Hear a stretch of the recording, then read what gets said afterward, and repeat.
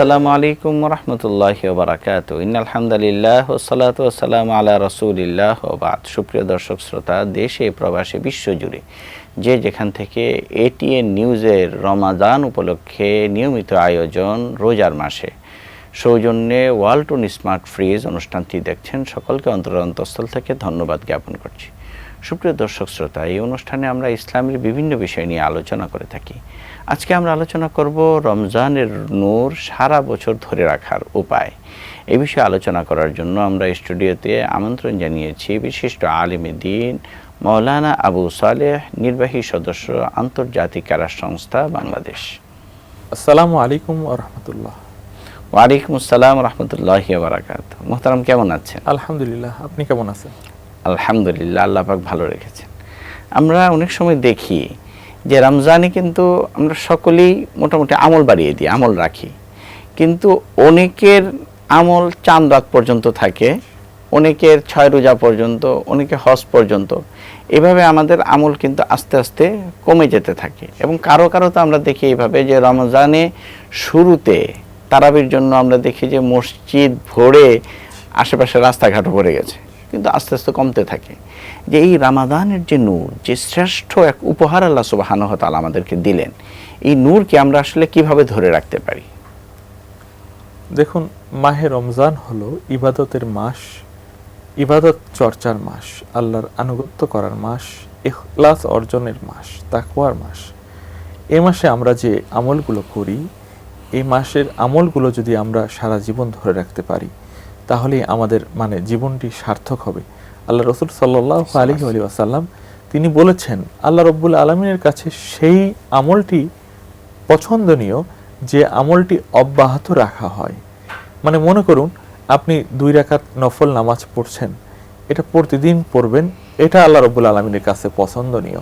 কিন্তু আপনি এক রাত আপনি সারা রাত জেগে আপনি ইবাদত বন্দেগী করলেন, কিন্তু অন্য রাত আপনি শুয়ে থাকলেন, আল্লাহ রাব্বুল আলামিনের কাছে এটা পছন্দনীয় নয়। এই মাহে রমজানে তাকওয়া অর্জনের মাস, আমরা যেভাবে আল্লাহকে ভয় করে সকল প্রকার অন্যায় অপকর্ম থেকে বিরত থাকতেছি মাহে রমজানে, অন্য অন্য মাসেও আমাদের উচিত হবে যে ঠিক তেমনিভাবে এই অন্যায় অপকর্মগুলো থেকে বিরত থাকা। মাহে রমজানে আমরা রোজা রাখতেছি, এই যে রোজা রাখার মাধ্যমে আমাদের যে সারা মাস রোজা রাখলাম, রোজার একটি অভ্যস্ত হয়ে গেলাম রোজা রাখতে রাখতে। এই অভ্যাসটা আমাদের অন্য মাসেও ধরে রাখা। অন্য মাসে আমরা নফল রোজা রাখতে পারি, আমরা আইয়ামে বীজ যে দিনগুলো রয়েছে 3 দিন, সেই আইয়ামে বীজে আমরা রোজা রাখতে পারি। এই প্রত্যেক চাঁদের মাসে 13, 14, 15 জি 3 দিন রোজা রাখতে পারি আমরা। জি, তাহলে এই রোজার একটা প্র্যাকটিস কিন্তু আমাদের অব্যাহত থাকবে ইনশাআল্লাহ। আসলে রাসূল পাক সাল্লাল্লাহু আলাইহি সাল্লামকে তো আল্লাহ সুবহানাহু ওয়া তাআলা জানিয়ে দিয়েছেন যে ইউরিদুল্লাহু বিকুমুল ইসরা ওয়া লা ইউরিদু বিকুমুল উসর, যে আল্লাহ সুবহানাহু ওয়া তাআলা রমজানের এই রোজার মাধ্যমে আমাদের সহজতার ইচ্ছা করেছেন, আমাদেরকে কঠিন অবস্থার মধ্যে ফেলার ইচ্ছা করেননি।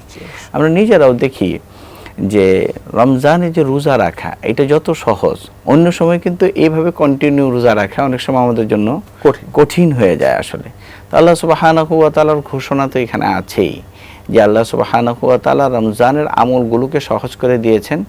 এবং রাসূল পাক সাল্লাল্লাহু আলাইহি সাল্লাম বলতেছেন যে রমাদান ইলা রমাদানা মুকাফফিরাতুন লিযুনুব, এক রমজান থেকে আরেক রমজান গুনাহ মাফির একটা সুযোগ কিন্তু আল্লাহ সুবহানাহু ওয়া তাআলা করে দিচ্ছেন।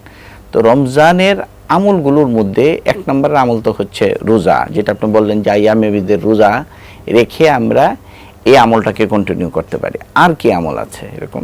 দেখুন, রোজাটা আমরা নফল রোজা রাখতে পারি, এটা একটি আমল।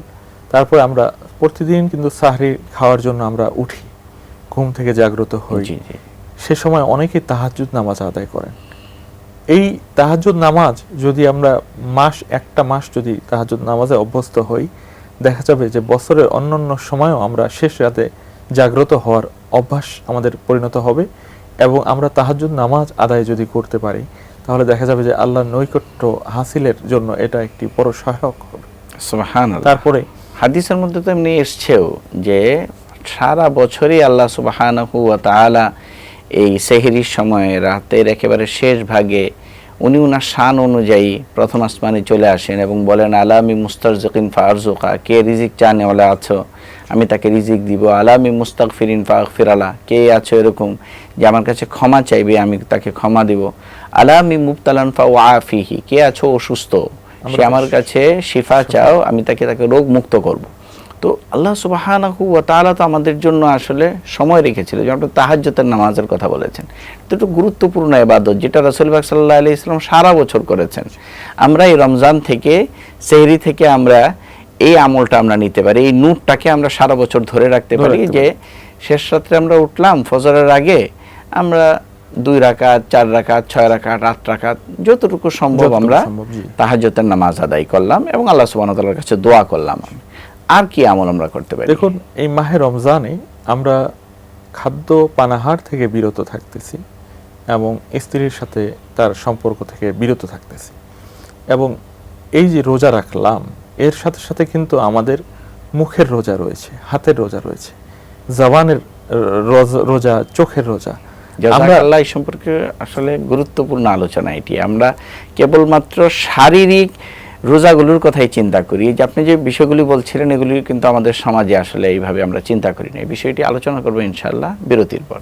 সুপ্রিয় দর্শক শ্রোতা, সময় হয়েছে ছোট্ট একটি বিরতির পর ইনশাআল্লাহ আমরা এই গুরুত্বপূর্ণ আলোচনা চালিয়ে যাব।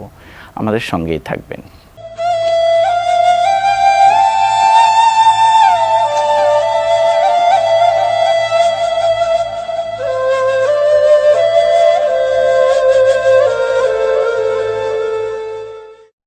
আসসালামু আলাইকুম ওয়া রাহমাতুল্লাহি ওয়া বারাকাতুহু। বিরতির পর আপনাদের আবারও স্বাগত জানাচ্ছি। সুপ্রিয় দর্শক শ্রোতা, আমরা আলোচনা করছিলাম যে মাহে রমজানের এই নূর আমরা সারা বছর কিভাবে ধরে রাখতে পারি। আমাদের বিজ্ঞ আলোচক আপনি আলোচনা করছিলেন যে কেবলমাত্র আমাদের না খেয়ে থাকার যে একটা রোজা, এইটাই রোজা না, আরও কিছু দায়িত্ব আমাদের আছে রোজার মধ্যে, সেই বিষয়টি আপনি কন্টিনিউ করুন। জি, দেখুন, আমরা মাহে রমজানে শুধুমাত্র না খেয়ে রোজা রাখি তা না, আমাদের চোখের রোজা রয়েছে, মুখের রোজা রয়েছে, হাতের রোজা রয়েছে। আমরা যখনই কোনো টিভি চ্যানেল দেখি, যদি কোনো অশ্লীল কিছু আসে আমরা কিন্তু চ্যানেল চেঞ্জ করে দিই, বা মোবাইল স্ক্রল করতে করতে হঠাৎ আমাদের সামনে কোনো খারাপ ভিডিও আসলো, খারাপ ক্লিপ আসলো, আমরা সাথে সাথে কিন্তু সেটাকে স্ক্রল করি।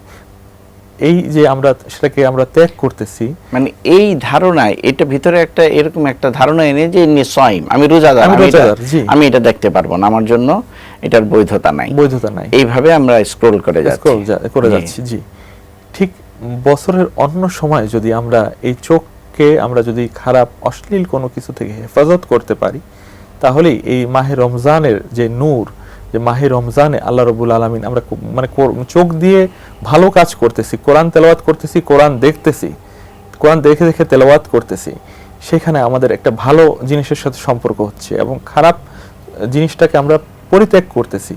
ঠিক মাহে রমজানের বাহিরে যদি আমরা এইভাবে করে অশ্লীল খারাপ কোনো কিছু দেখা থেকে বিরত থাকি, তাহলে কিন্তু আমাদের মাহে রমজানের যে শিক্ষা সেটা কিন্তু কাজে আসলো।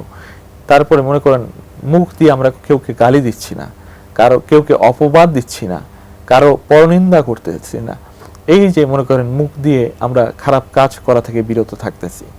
মাহে রমজানে এটা কিন্তু জবান তথা মুখের একটি রোজা। তো মিথ্যা কথাও তো এর মধ্যে অন্তর্ভুক্ত। জি, অবশ্যই, কারণ রাসূল পাক সাল্লাল্লাহু আলাইহি ওয়াসাল্লাম তো বলেছেন যে মাল্লাম ইয়াদা কাওলা যুর ওয়াল আমালা বিহি ফালাইসা লিল্লাহি হাজাতুন আইয়াদা তাআমাহু ওয়া শারাবাহু।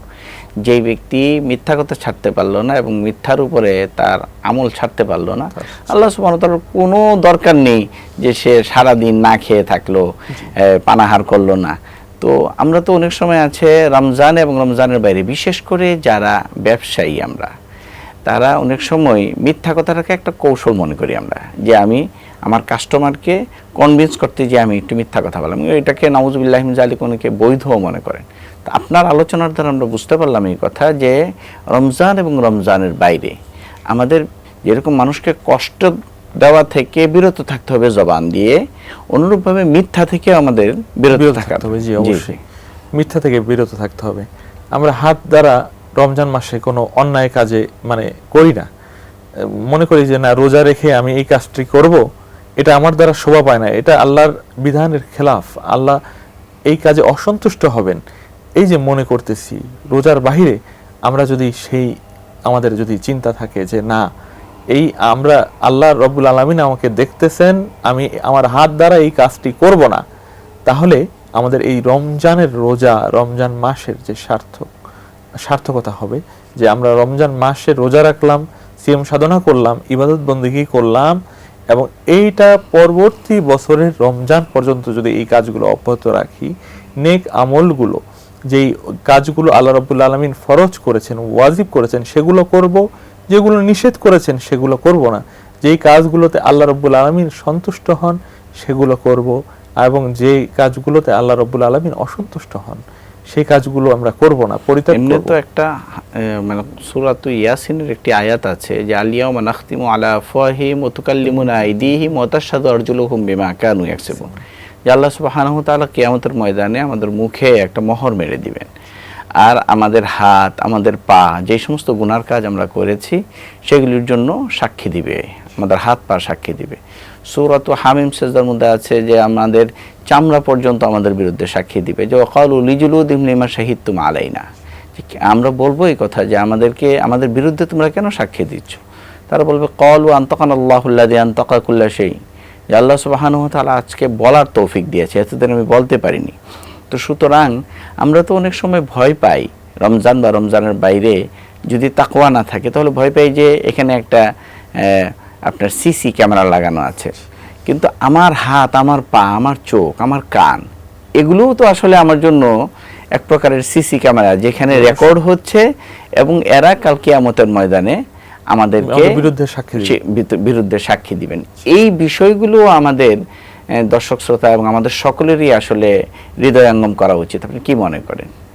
জি, আল্লাহ রাব্বুল আলামিন আমাদের যে অঙ্গ প্রত্যঙ্গগুলো কাল কিয়ামতের দিন আল্লাহ রাব্বুল আলামিনের সামনে সাক্ষী দিবে, এই বিষয়টাই আমরা যদি বর্তমান যুগের ফিঙ্গারপ্রিন্টের দিকে যদি তাকাই, যে একটি মানুষ কোথাও কোনো অপরাধ করে গেল কিন্তু তার হাতের ছাপ সেখানে রেখে গেল, আজকের বিজ্ঞান কিন্তু সেটা ধরতে পারতেছে এই ফিঙ্গারপ্রিন্টের মাধ্যমে। তো এই মহান আল্লাহ রাব্বুল আলামিন যিনি আমাদেরকে সৃষ্টি করেছেন, খালেক, তিনি কি পারবেন না আমাদের সেই হাত থেকে, আমাদের পা থেকে যে আমরা সেই স্বীকৃতি নিতে যে আমাদের দ্বারা এই কাজগুলো হয়েছে? অবশ্যই আমরা মহান আল্লাহ রাব্বুল আলামিনের কাছে অবশ্যই আমরা কাল কিয়ামত দিবসে আমরা এই বিষয়ে জিজ্ঞাসাবাদ সম্মুখীন হব যে তুমি এই হাত দ্বারা এই অপরাধটি করেছো। তো সূরাতুল কিয়ামার মধ্যে আল্লাহ সুবহানাহু ওয়া তাআলা কিন্তু বলেছেন যে বালা কাদিরিন আলা নুসাউইয়া বানানা, যে আল্লাহ সুবহানাহু ওয়া তাআলা তোমাদের যে ফিঙ্গারপ্রিন্ট আছে এটাও আল্লাহ নিয়ে আসতে সক্ষম। তো আল্লাহ সুবহানাহু ওয়া তাআলার এত কুদরত, এটা রমজানে হচ্ছে আসলে আমাদের একটা প্রশিক্ষণ যে আমরা এই রমজানের আমলগুলোকে সারা বছর আসলে কিভাবে আমল করতে পারি। এবং রাসূল পাক সাল্লাল্লাহু আলাইহি ওয়াসাল্লাম যে বলেছেন যে মুমিন যদি এক রমজানের পরে আরেক রমজান পায় তাহলে তার সারা বছরের যে গুনাহগুলো আছে যদি তওবা থাকে আল্লাহ সুবহানাহু ওয়া তাআলা মাফ করে দিবেন। কিন্তু আমার জীবনটাকে আসলে ওইভাবে গড়ে তুলতে হবে। আপনি কি বলবেন? জি, দেখুন, এই আমাদের জীবনটি মানে রমজানের যে শিক্ষা, এটা আমাদের অর্জন করার জন্য আমাদের যে আমলগুলো আছে সেগুলো করতে হবে, এবং আমাদেরকে কোন মাস সাদিকিন, সৎ ব্যক্তিদের সংস্পর্শে থাকতে হবে। আমরা যদি সৎ কাজে, সৎ ব্যক্তিদের সংস্পর্শে থাকি, দেখা যাবে যে আমাদের অনেক মানে অসৎ কাজ আমাদের থেকে দূর হয়ে যাবে। জাযাকুমুল্লাহু খাইরান কুল্লা। অনেক জ্ঞান গর্ভ আলোচনা হয়েছে, আমি এবং দর্শকরা আলহামদুলিল্লাহ উপকৃত হয়েছেন। আমরা যদি আমল করতে পারি তাহলে ইনশাআল্লাহ আরও উপকৃত হবে। আপনাকে ধন্যবাদ। আপনাকেও ধন্যবাদ। সুপ্রিয় দর্শক শ্রোতা, আমরা আলোচনা করছিলাম যে রমজানের নূর সারা বছর আমরা কিভাবে ধরে রাখবো, এই সম্পর্কে বিজ্ঞ আলোচক অনেকগুলো পয়েন্ট আলোচনা করেছেন। আমরা যদি এগুলো মনে রাখি এবং আমল করতে থাকি তাহলেই কিন্তু আমরা রমজানের নূর সারা বছর ধরে রাখতে পারবো। আল্লাহ সুবহানাহু ওয়া তাআলা আমাদের সকলকে তৌফিক দান করুক। আমিন। ওয়া আখির দাওয়ানা আলহামদুলিল্লাহি রাব্বিল আলামিন। আসসালামু আলাইকুম ওয়া রাহমাতুল্লাহি ওয়া বারাকাতুহু।